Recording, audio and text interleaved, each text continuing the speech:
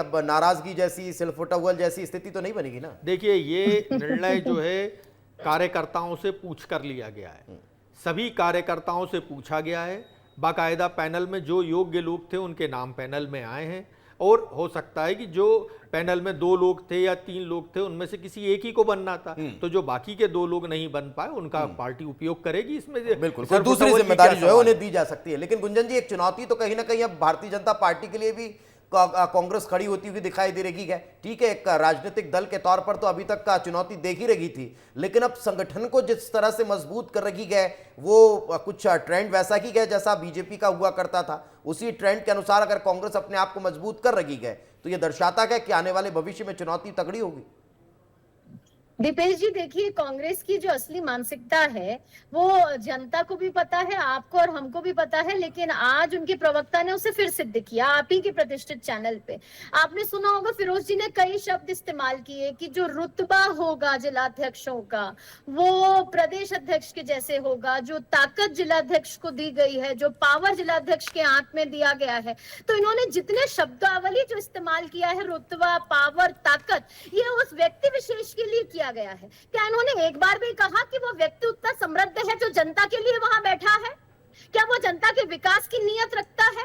ये सिर्फ इन्होंने उस व्यक्ति विशेष के रुतबे, ताकत और पावर की बात यहाँ दोहराई है, और यही दर्शाता है इनकी मानसिकता कि यहाँ पे सिर्फ ये आपस में एक दूसरे के पावर और रुतबे की बात करते हैं कि किसका कितना रुतबा होना चाहिए पार्टी में। और दूसरी बात है कि आपने जो सवाल किया था कि अब कितनों के कुर्ते फटेंगे और कितनों पे कुर्सी मारी जाएगी और जूता मारा जाएगा। मुझे विधानसभा चुनाव का याद आ रहा है कि किस तरह कांग्रेस के नाराज कार्यकर्ता सारे विरोध में उतरे थे और दिग्विजय सिंह जी के पास कुर्ता फाड़ने के लिए पहुंचे थे, तो दिग्विजय सिंह जी ने कहा था कमलनाथ जी का फाड़िए, चलिए और जवाब ले कमलनाथ जी ने कहा था अरे दिग्विजय जवाब ले सिंह का लेते हैं। फाड़िए। तो अभी जितने भी गद्दार, स्लीपिंग सेल और लंगड़े और सोए हुए घोड़े बचे हैं कार्यकर्ता, जो राहुल गांधी, चलिए फिरोज जी से जवाब ले लेता हूं, फिर अंचल जी का रुख करूंगा। फिरोज जी जवाब दे दीजिए इस बात का, फिर मैं अंचल जी का रुख बस करूंगा। आखिरी बात अपना कहना चाह रही हूँ, उसके बाद आप जरूर फिरोज जी के पास जाइए कि फिरोज जी जैसे समझदार प्रवक्ता है इनकी पार्टी में, मैं तो उम्मीद कर रही थी ऐसे नाम दिखेंगे मुझे आज इस लिस्ट में। आज अगर फिरोज जी जैसे नाम उस लिस्ट में दिखते तो हम कहते कि हाँ, कांग्रेस पार्टी एक किसी समृद्ध व्यक्तियों को बैठा रही है। लेकिन कांग्रेस पार्टी ने फिर दर्शाया है कि वो सिर्फ उस परिवारवाद को आगे बढ़ाना चाहती है, और जो राहुल गांधी की चमचागिरी कर रहे हैं तो उनके नाम है। तो फिरोज जी, अगली बार थोड़ा आप भी राहुल गांधी जी के लिए कुछ शब्द बोल दीजिएगा तो आपके भी शायद नाम इन लिस्ट में दिखेगा हमें। गुंजन जी, ऐसा है कि हमारे लंगड़े घोड़े भी गधों से अच्छे हैं, कम से कम लंगड़े हैं लेकिन गधे से तो ऊपर ही हैं वो। अब आप बाकी की बात आप समझ गई होंगी, और आपसे तो राष्ट्रीय अध्यक्ष नहीं बन पा रहा। सुना है कि Limca book of world records में जो है माननीय नड्डा जी का नाम लिखा जाएगा। सुनिए तो, आप पूरी बात तो सुनिए। अरे और कम से कम ये है, अरे मैं इस बात को फक्र से कह सकता हूँ। गुंजन जी सुनिए तो, अरे कंपटीशन नहीं कर रहे फिरोज जी, हम यहाँ पावर का कंपटीशन नहीं करने बैठे। आप तो यहाँ आपस में ही कंपटीशन कर रहे थे। अरे गुंजन जी, मेरी बात तो सुन लीजिए, मेरी बात तो सुन लीजिए। अब आप बोलती जाएंगी तो कैसे काम चलेगा, वो है ना। मैं कम से कम ये बात मैं पूरी ताकत से कह सकता हूं कि जो भी लोग बने हैं जिला अध्यक्ष, कोई नया भारतीय जनता पार्टी में से आया हुआ व्यक्ति नहीं है। जितने भी लोग जिला अध्यक्ष हैं ये वर्षों से यूथ कांग्रेस के जमाने से कांग्रेस की सेवा कर रहे हैं। कम से कम जाटव जी जैसे जो गुना के अध्यक्ष हैं, वो जाटव जी है, वो कौन है? वो कांग्रेस के आदमी है, आपके अध्यक्ष है। और उधर जयवर्धन सिंह जी हमारे अध्यक्ष हैं, तो जिनका जन्म ही कांग्रेस में हुआ है, चलता चला आ रहा है। तो यही मैं कह रहा हूं कि हमारे यहाँ कोई भी व्यक्ति भारतीय जनता पार्टी से आगंतुक व्यक्ति नहीं बना है। जो भी लोग हैं वो कांग्रेस के ही लोग हैं। अब आप तो हमारी चिंता छोड़िए, ठीक है? हमारे लंगड़े हो, बूढ़े हो, लंगड़े घोड़े हो, बूढ़े घोड़े हो, आपने मेरी बात का समर्थन दिया। मैं बहुत खुश हूं कि आपने मेरी बात का समर्थन दिया कि जो भी लोग हैं कांग्रेस के उन्हीं परिवारों से आ रहे हैं। अरे हम यही कह रहे हैं कि वो कांग्रेस के लोग हैं। नहीं, लेकिन वो परिवारवाद का आरोप भी लगा रही है ना। देखिए वो परिवारवाद के बारे में भी कह रही हैं कि भाई ये वही लोग हैं जो पिछले लंबे समय से कांग्रेस की अब पार्टी को चलाते आ रहे हैं, अब उन्हीं के बच्चे चलाएंगे। नहीं तो ये क्या है, इनडायरेक्टली हेमंत खंडेलवाल जी के ऊपर निशाना साध रही हैं। वो भी तो वही हैं, प्यारेलाल खंडेलवाल जी के लड़के। अब आप कहेंगी कि अरे वो तो एक कार्यकर्ता है, तो ये आपके जो स्टैंडर्ड्स बदल जाते हैं ना, मैं इन्हीं स्टैंडर्ड्स की बात कर रहा हूँ। विश्वास सारंग भी वही है, जनता कहती है फिरोज जी, कृष्णा गौर भी वही है, मैं तो आपके सुरेंद्र पटवा जी भी वही है। मैं यही कह रहा हूँ ना कि आपके स्टैंडर्ड्स बदल जाते हैं, ये यही दिक्कत है कि आपके स्टैंडर्ड्स बदल जाते हैं। प्रदेश की जनता ने कांग्रेस को नकारा है और भाजपा को अपनाया है, तो ये मैं नहीं कहती, आपकी इस लिस्ट से भी अब आपको देखने को मिलेगा। देखिए अब आप भारतीय जनता पार्टी के अच्छे दिन नहीं, संघर्षों के दिन शुरू हो रहे हैं। और अब आपको जो ये कांग्रेस का संगठन है, ये जीतू पटवारी जी के नेतृत्व में आप देखिएगा कि क्या कमाल करके दिखाते हैं ये हमारे जिला अध्यक्ष। अभी आप थोड़ा इंतजार करिए, अभी तो भारतीय जनता पार्टी कह रही थी कि मारपीट होगी और ये होगा और वो होगा, अब लिस्ट आ गई, अब दूसरी बात कर रही है भारतीय जनता पार्टी। आप आधा घंटा भी नहीं धैर्य से देखते जाइए, इंतजार करिए आप और हम फिर बैठेंगे डिबेट पे। अरे धैर्य से देखते जाइए। आप देखिए, आपने परिवारवाद की बात छोड़ दी, ताकि हम भी देखेंगे आपने परिवारवाद की बात छोड़ दी ना।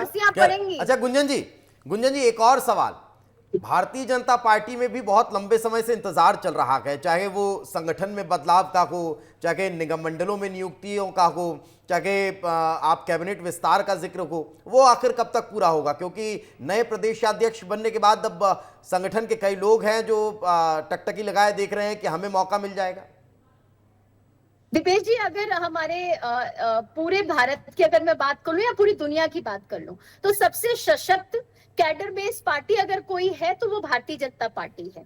यहाँ जो भी निर्णय लिए जाते हैं एक रीति नीति के तहत लिए जाते हैं, सामूहिकता से लिए जाते हैं, विचार विमर्श करके लिए जाते हैं। एक ऐसा कैंडिडेट ढूंढा जाता है जो सशक्त हो, जो समृद्ध हो, जो सेवा भाव से भरा हो, जिसकी नीयत साफ हो, जो जनता की सेवा के लिए आए, और एक ऐसे प्रतिनिधि को भेजा जाता है जो जनता के लिए आए। तो इसमें समय लगता है, और लेकिन बहुत जल्द वो व्यक्ति आप सबके सामने होगा, चाहे आयोग की बात करें, चाहे हम और लिस्ट की बात करें, या कोई मंत्रिमंडल विस्तार की बात करें, ये सभी समृद्ध लोग आपके सामने दिखेंगे। क्योंकि हमारे यहाँ जो पावर के लिए नहीं लोग आते, रुतबे के लिए नहीं आते, ताकत के लिए नहीं आते, जैसा कि फिरोज जी ने कहा कि प्रदेश अध्यक्ष के रुतबा जिससे मैच करें हम ऐसे लोग ढूंढे, ऐसा भाजपा में नहीं चलता। भाजपा के प्रतिनिधि जो हैं वो सिर्फ जनता के लिए आते हैं, जनता की भावनाओं के लिए आते हैं, जनता के विकास के लिए आते हैं।